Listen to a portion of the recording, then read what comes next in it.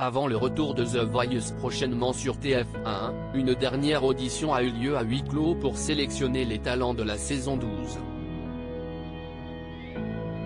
Nous avons pu y assister. Le coup d'envoi de la saison 12 de The Voice sera bientôt donné par TF1. Mais sans attendre les premières auditions à l'aveugle, cela fait plusieurs mois qu'en coulisses, les talents sont dans les starting blocks. Sur les 55 000 candidatures reçues cette année, un record depuis le lancement de l'émission en 2012, 135 ont passé les premières étapes pour se présenter à cet ultime casting. À sa sortie, seuls 90 candidats pourront se présenter sur le plateau télé et convaincre Zazie, Vianney, Amel Bent ou encore Big Flo et Oli de se retourner. The Voice, une audition secrète jamais diffusée à la télé alors la tension est palpable, ce jeudi d'octobre, lorsque nous entrons dans les studios OCO, cet ancien cinéma de style industriel de Vitry-sur-Seine, au sud-est de Paris. Durant 2 jours, des dizaines de talents y défilent face à un jury composé de membres de la production, ITV Studio France, note de la rédaction, de TF1 et d'Universal Music. Le grand Manitou des castings musicaux français, Bruno Berber, qui supervise au premier chef The Voice, vient à notre rencontre.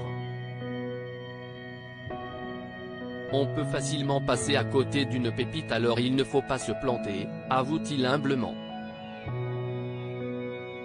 La bonne chanson pour les auditions à l'aveugle, un choix stratégique direction les salles de coaching, à l'étage, où les candidats travaillent une de leurs chansons. Leurs répétiteurs revendiquent la même bienveillance qu'à l'antenne. Notre rôle est de les rassurer afin qu'ils puissent donner le meilleur d'eux-mêmes, explique Damien Silver. Tous ces finalistes ont leurs chansons attitrées depuis environ un mois, co-choisies avec les coachs et la production. Les artistes sont libres de faire des propositions, assure un coach. Un choix stratégique car c'est ce même titre qu'ils devront présenter lors des auditions à aveugle. Dans une des salles, Nathalie Dupuis, autre répétitrice historique, fait réviser Thomas Larose, 22 ans, originaire de Metz. La veille, le jeune homme a découvert l'arrangement de son titre, Caravane de Raphaël, produit par les musiciens d'Olivier Schultes. L'orchestration est dingue, j'ai conscience de ma chance, confie le jeune chanteur, enthousiaste malgré une bronchite.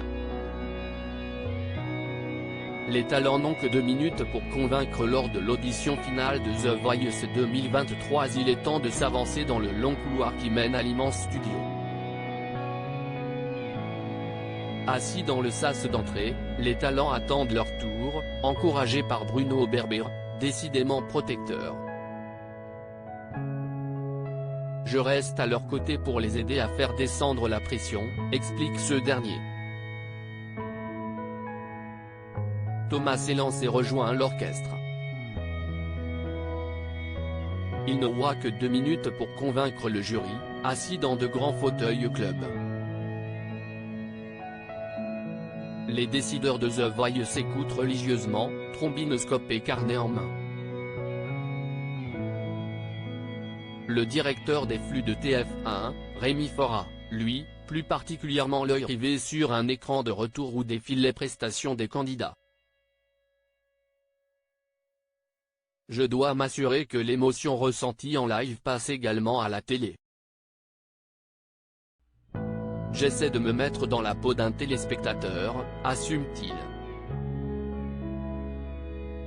C'est justement sur la base de ces observations, que Bruno Berber se mettra ensuite en chasse de quelques profils supplémentaires pour équilibrer le casting final.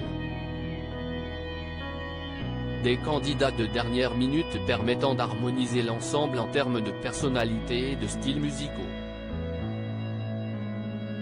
C'est ainsi que Claudio Capéo avait intégré l'émission, 3 jours avant le tournage, révèle pour conclure Bruno Berber. À lire aussi, on espère revoir Florent Pagny dans l'émission. Nikos Aliagas donne des nouvelles de l'ex-coach de The Voice.